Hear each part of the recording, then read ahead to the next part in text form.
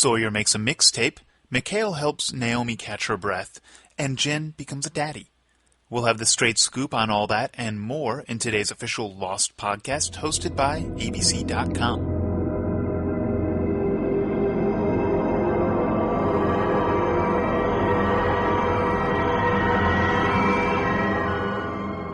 Welcome back to the podcast in support of our next episode, The Brig, in which we finally get back to Locke and his wayward father, Anthony Cooper. That episode airs Wednesday, May 2nd from 10 to 11 p.m. Executive producers Damon, Lindelof, and Carlton Cuse are here with us again to recap last week's episode, D.O.C. And of course, they'll also be taking your fan questions. Although if they answer them, that's another story. Here now is your Pod Squad.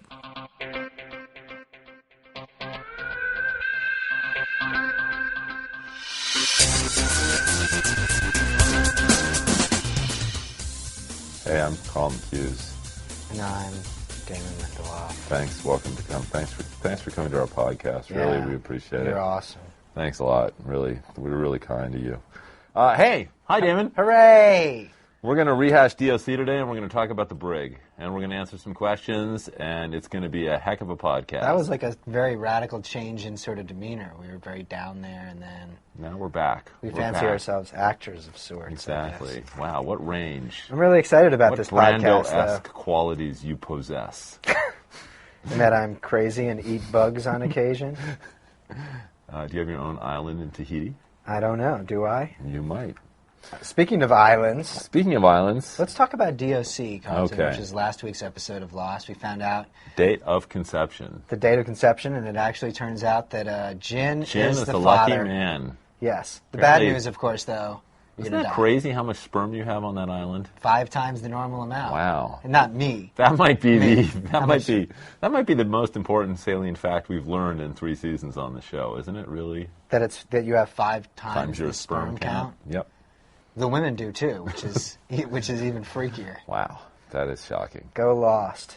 So Parachute Woman. Yeah, that look. The reality is it's great that Sun found out that the baby was Jin's, and that's a very relevant piece of information. Lovely flashback story. Very lovely.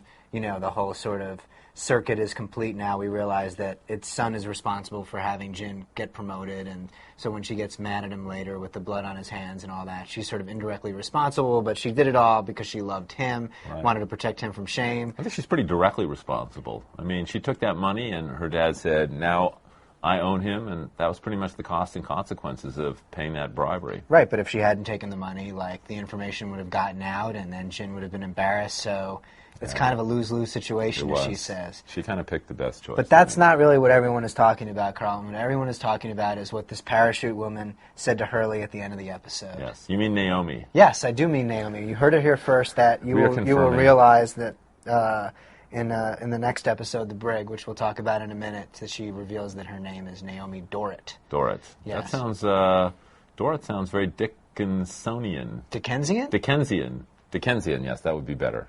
What did I say? Good God, that sounds like a dirty word, whatever it is. Yes, Dorrit. No, the Dickensian. Oh, okay. Well, Naomi. Let's get back to Naomi. Yeah. So she basically says to Hurley, "Wait a minute, you guys. It's impossible that you're the survivors of Oceanic 815. They found that plane, and there were no survivors. So what up with that? Does that Carlton? mean? You know what immediately is going to happen is people are going to say, those guys were lying. Yep. Carlton and Damon were lying. It really is purgatory. Yep. And, how are we going to respond to that? We're going to say we were not lying, and it's not purgatory. Okay, so if it's not purgatory, let's look at what the other explanations possibly could be. Break it down for me. Break it down. One possibilty would be that she's lying. Do you want me to beatbox while you break it down? Yeah, exactly. Like Blake on Number one. No, she's stop, lying. Stop. Number one. She's lying. She's not telling the truth. Right. Number That's two. Not very exciting. Number two. Conspiracy theory. Yeah. Number two is they actually did find a plane. Yeah. With bodies on it. Somebody put that plane there to and they throw people off the track. It was Oceanic 815. Who could possibly be responsible for something of that magnitude? Well, that's a really good question. Have you ever seen that movie Capricorn 1? Yeah, I have. Where they staged the moon landing? Yeah. Well, if they did that. I mean, what's throwing a piece of plane hull in a trench in the ocean compared to that? Interesting. Yeah. All right, well, I guess I think that's pretty much all we should say. That's all we should really say, because it's going to get a little more interesting in the next episode. Right. Naomi is going to expand upon, who she is and what her mission is. Now, what's up with Mikhail? I mean, he's back alive, apparently. That's to do with the eye patch? Yeah. How come he's not dead?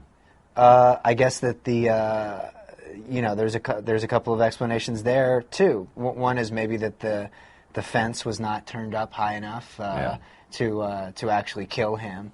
Or the second is that, he died and then was brought back to life by the island. That I wouldn't like. All right, so then let's go with the first one. Okay, that sounds good. Is he going to explain that for us, though, Carlton? Will he explain how he survived? He probably will throw a sentence at it. That's good. Yeah. Maybe in a week or two? Yeah, that'd be I'd good. stay tuned for that. Yeah. Excellent. All right. That's pretty much everything I want to say about D.O.C. Should we talk about the Brig a little bit? Yeah, let's break it down. Break it down. The Brig is a pretty cool episode. We wrote the Brig. We kind of one of those big kind of turning point episodes for us. It answers a lot of questions. Certainly answers one big question, which is where the heck has Locke been? Yeah. Where has he been? He's been off with the others. Doing what? Well, that's what we're going to tell you. Where have the others been? The others are certainly not in New Otherton anymore. They're on the road. Are they going somewhere? They're on their way someplace. Are we going to find out where they're on their way to? Yes.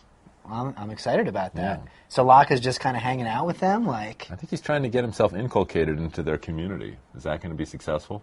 I don't know. Here's what I want to know. When last I saw Locke, he was saying goodbye to Kate.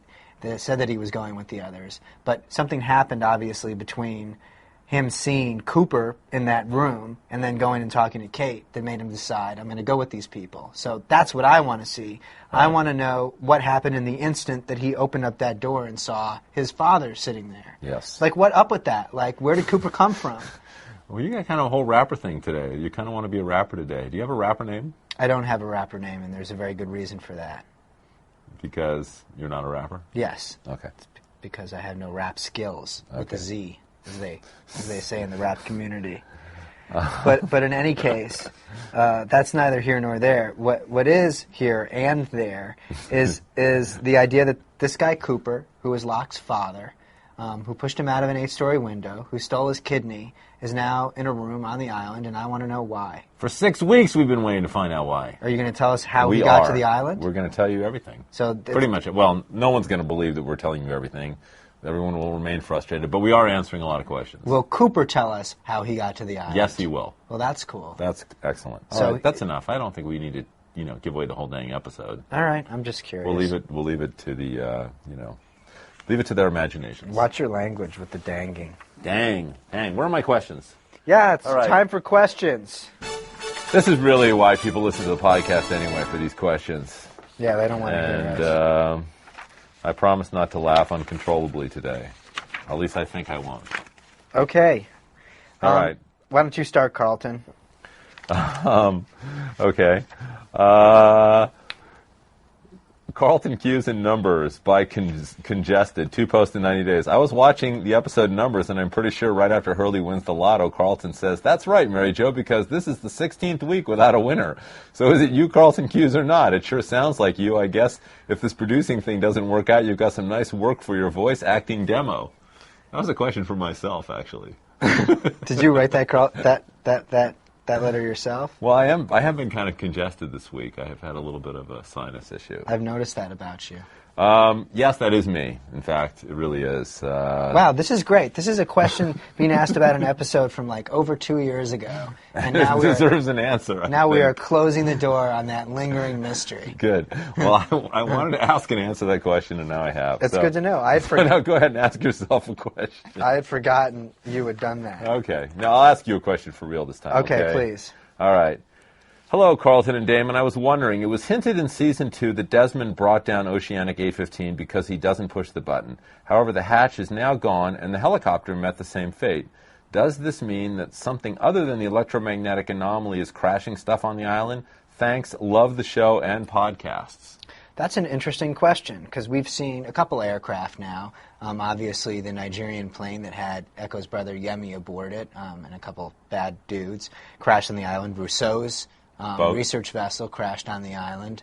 You got the Black Rock in the middle of the jungle. Black Rock is in the middle of the jungle. So, the button is not the only method. But I would say that if you are an actual jumbo jet, sort of a 747 or a 777, it might require a little more than sort of the average electromagnetic pulse to bring you down, in fact, rip you in half. So I would say that if you are a smaller vessel, like a helicopter or a 19th century slaving vessel with lots of metal on it, you need the extra kick, the added punch of a button not getting pushed. That'd be my theory, personally.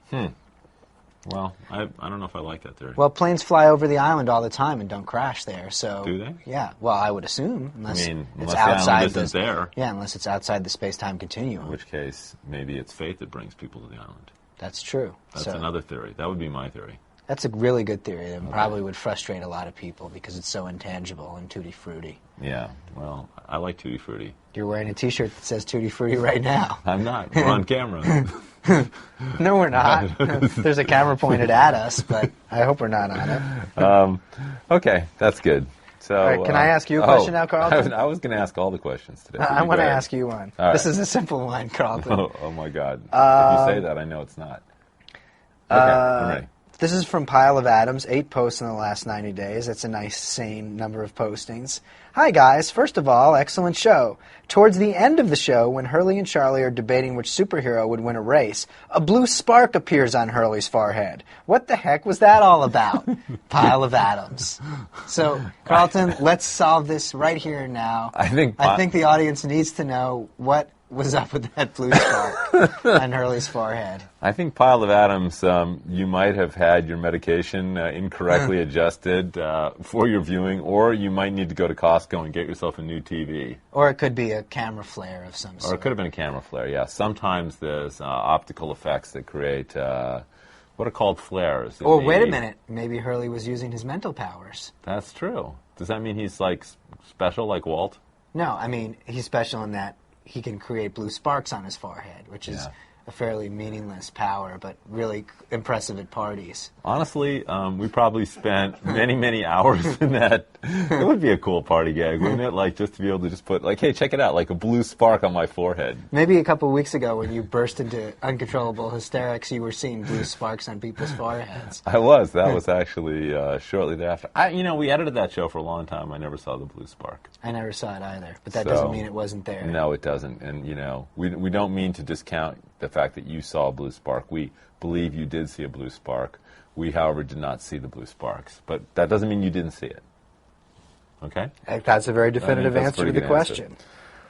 Okay, post counts by I Like Lost 12, 150 posts in the last 90 days. Okay. Wow. Hi, Damon and Carlton. Almost 2 a day. In a recent podcast, you were mentioning how people who have 100-plus post counts in the past 90 days have nothing better to do with their lives. I'm not sure if that was a joke or not, but seriously, going on the message boards less than 5 minutes a day, that is not bad. Also, why would you characterize someone with like 8,000-plus posts in the last 90 days? Okay, I guess I should answer that question in 2 parts. How many posts? 150 posts in 90 days. If you can do... well, I guess that is 5 minutes a day, but are you posting every time you go? That is to say, it's just a lot of posts in 90 days. It doesn't mean that you don't have anything better to do. I just say... Why that many posts? Plant a tree. Water a plant. Give back to your community. Yeah, exactly.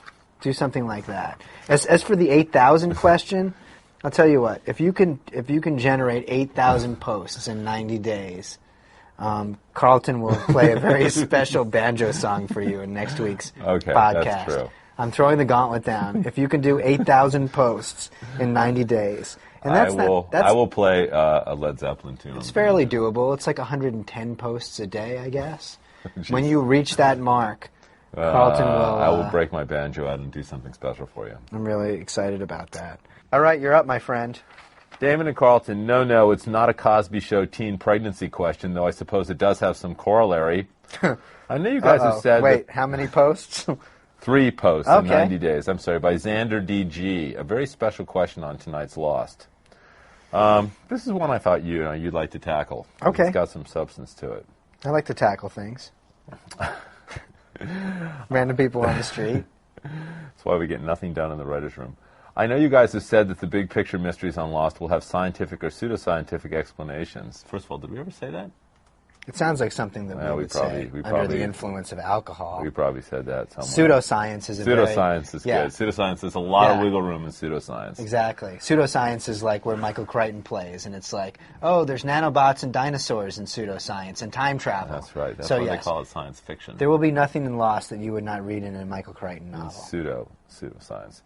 But I'm hoping, against hope, that some of those will fall into the borderlands of supernatural. Interesting. Awesome. That's good. This is going the right way. Which leads me to my post-D.O.C. query. I like the way this guy writes. Sandra. I like the phrase "borderlands of supernatural." I know, and query. Isn't that the title of your second banjo album? Borderlands of Supernatural, the one where you're standing on the cover. Album. You're holding up your hand like this, and there's little sparks shooting out of your forehead. I'm waiting for William Shatner to come in and lay down his backing tracks on some of those numbers there. Your fan community just refer to it as Borderlands. They're like, Cuse has never been the same since Borderlands. You know.